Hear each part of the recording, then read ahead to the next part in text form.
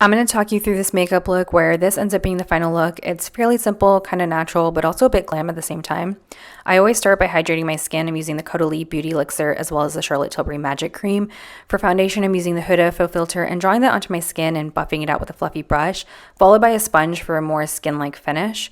I'm using MAC Pro Longwear Concealer and my Tools sponge to blend it out before setting it with the Lancome Long Time No Shine powder. It's a really finely milled powder, which is why I really like it for my under eye area. Then I set the rest of my face with the Huda Easy Bake powder to mattify the look and lock my foundation into place.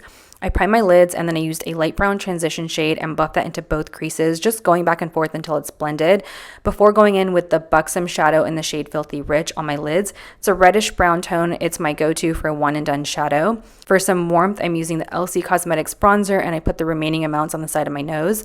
And for blush, I'm using the Jouer Blush Duo. Lastly, the Charlotte Tilbury finishing powder just to lightly diffuse everything and give myself more of a soft focus look. I did apply the Charlotte Tilbury setting spray off camera.